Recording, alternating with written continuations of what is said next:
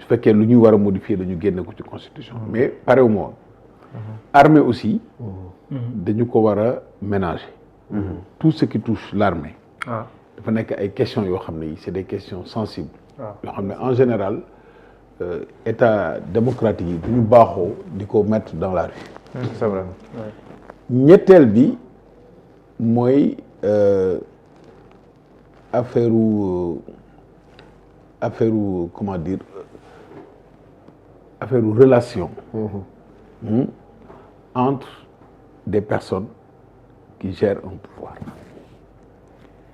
alors c'est tellement sensible que boo nekkee ci situation yu mel nii da ngay jël ay dispositions pour prévenir les conflits éventuels alors boo xoolee président Diomaye c'est une question très sensible président Diomaye boo xoolee conditions yi mu ñëwee au pouvoir yéen ñëpp fekkee ngeen ko mais mosul varier ci li mu wax répété nga ko donc attitude bi mu am c'est une attitude qui tue la dualité waaw il est prêt à s'effacer.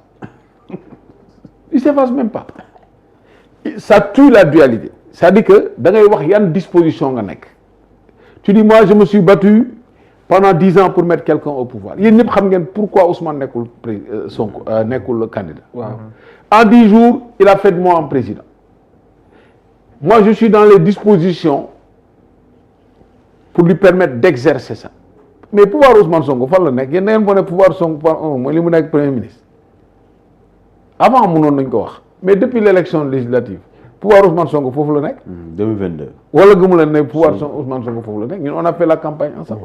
élection législative 2022 bu décembre 2024. non c'est l'Assemblée qui est pour le pouvoir de Ousmane Sonko. C'est l'Assemblée nationale. Ouais, c'est pas l'exécutif. L'Assemblée nationale. wala du Assemblée nationale. fan la nekk je donne un exemple on dit Conseil supérieur de la magistrature président Diomaye ne man damay génn Ousmane nag man bëgguma nga génn ñu dem Assemblée.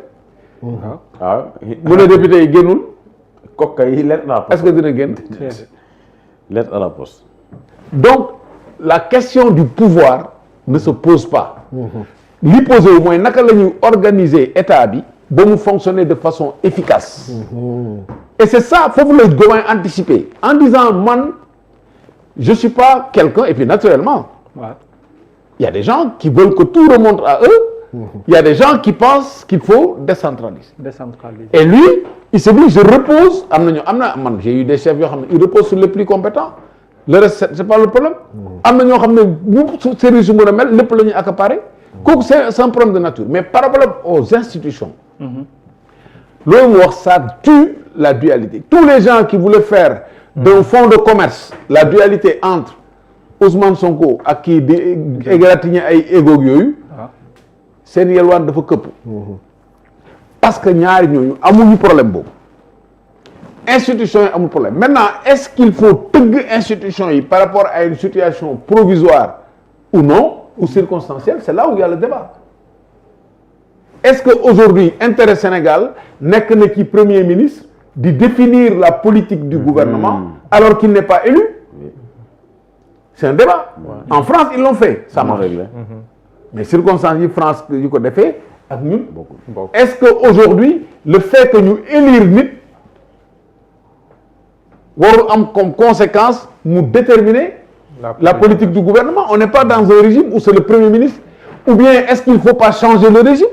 S'il n'est pas question de changer le régime, c'est ça, c'est le débat.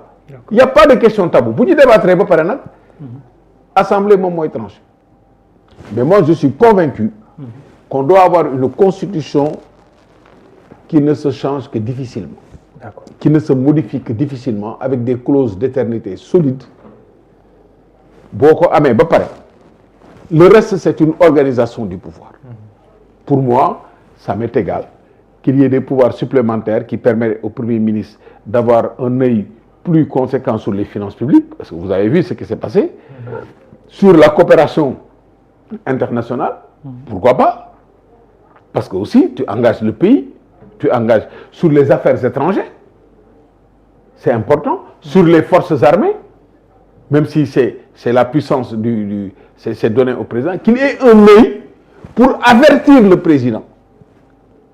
Non, c'est une question d'organisation en fonction des problèmes qu'on a. Donc pour moi, c'est un débat qui sera tranché démocratiquement. D'accord. Donc, mais il n'y a pas de péril en la demeure. Li ñi doon yaakaar di ko ñaan di ci ñaanlu yooyu yëpp nañ ko bàyyi. mooy yi may wax rek ñu bàyyi ñu liggéey parce que réew mi dafa am problème. saraxu nag. Ouais, ah bon. palekat lañ gaañ. bàyyi toog et puis il faut respecter l'opposition. Ñun opposition lañ nekkoon di ñëwee. mais ba yegg si xam nga yéen. te ñoom. non kañ wax déglu yow da nga bind livre. nous on respecte. waaw attendez. c'est-à-dire xool OS bind na livre bindaat livre. koo bindaat livre. baax na am baaxul c'est sa contribution. moom tam bind na ay téere yu bari. non c'est-à-dire man bind naa keneen bind na mais mënoo fi ni ñu ko constitution bi te lecture lañ la demandé peut-être bu dekkee da nga nga takk say verre c'est-à-dire nga lire constitution bi nga bàyyi ko fi c'est-à-dire yow xam nga pouvoir premier ministre nga génn fee di wax waxee avion am na man xoolal je le dis ici ku amul xam-xam di wax ci xam-xam du ma la respecté kooku moom je le dis ici Njool Makka moo ko wax ci téere bu ñuy wax turu téere bi moo defe naa Zadul Mi'ad la xaw ma daal ku ko def ci néeg bi wax leen ko ci néeg bi defe naa page 120 ku ko def ci pénc mi def leen ko ci pénc mi waxuñu xam-xam ci ay tappale lañ nekk dama koy wax l'islam xam na dama koy wax ci ay tappale lañ nekk waaye non mënoo di wax ci xam-xam amoo xam-xam ba pare sëriñ bi di ko wax boo demee ci téere bu ñuy wax Xasinatul Asrar nee nañ alxuraan 6666 aaya la Ahmed loolu bu doon kat da nga naan yàlla wax na 6666 fois lépp xam-xam la nga génn mënoo lire constitution di wax ay waxi dof nga ne man du ma ko wax dama koy wax sëñ bi dama koy wax waaye ah dëkk amoon naa mbégte loolu dara la. xuloo bi jeex na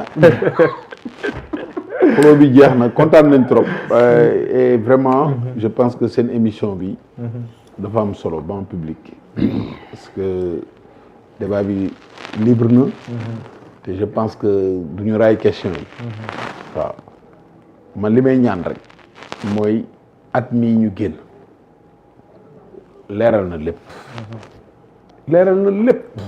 heure bii leneen moon na am ci dëkk bi at mi ñu génn leeral na ne yéene